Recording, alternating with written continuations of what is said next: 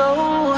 I'll sink underneath your love, but I can't get enough of you. Ooh, I can't breathe.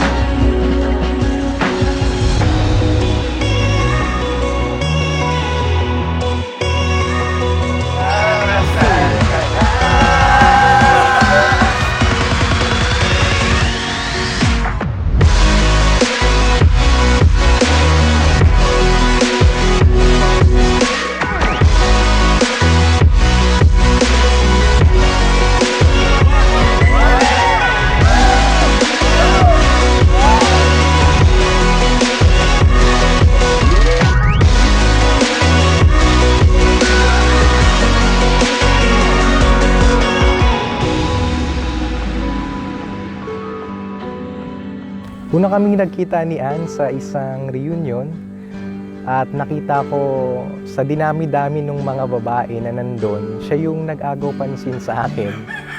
At sabi ko, parang kakaiba yung babae na to ah.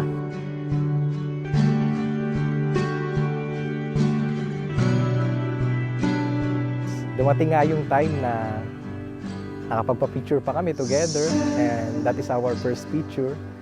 At yun yung nagbigay sa akin ng daan para makilala ko siya. At doon nagsimula yung aming pagkakakilala sa lugar na yun.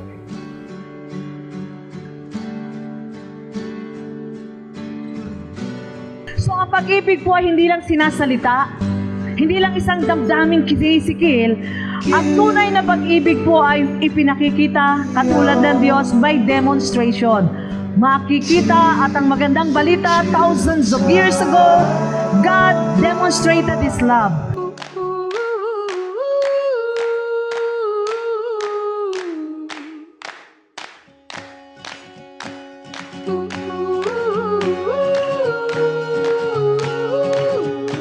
Han, I love you so much.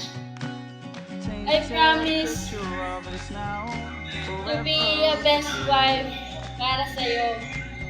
I promise to be a best master wife para sa'yo. Oh na Lord, tinatanggap ko na po. Yung tungkulin na binigay mo sa akin dahil ang pangasawa ko ay isang pastor at ipinagmamalaki ko po yun. Dahil kung hindi dahil sa Panginoon, hindi dahil sa plano niya, hindi ko makikilala yung right man para sa akin. Call it back, pull myself for free. This is the day that the Lord has made, and we have all the reason to rejoice and be glad. Salamat sa pagiging parte ng buhay ko. Isa sa dahilan din kung bakit minahal, nagustuhan kita. Ikaw yung babae na parang lalaki yung determination eh. Kahit anong hirap, tuloy ka pa rin. Kaya sabi ko, nung nakilala kita, Lord, ito yung para sa akin.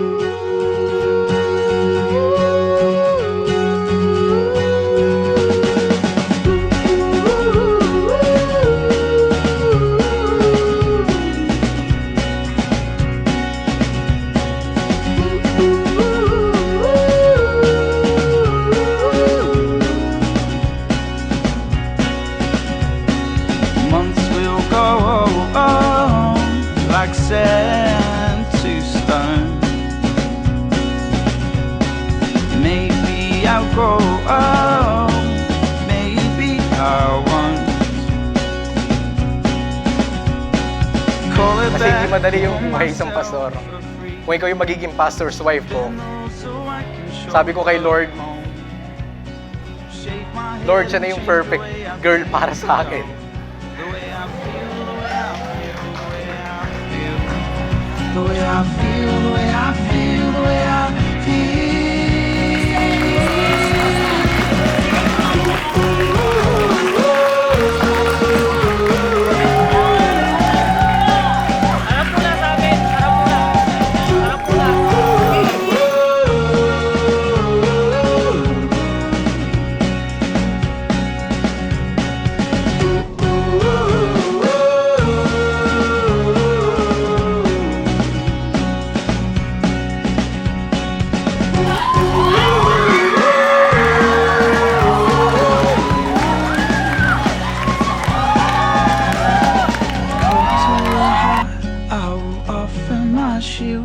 The sour has turned into sweet.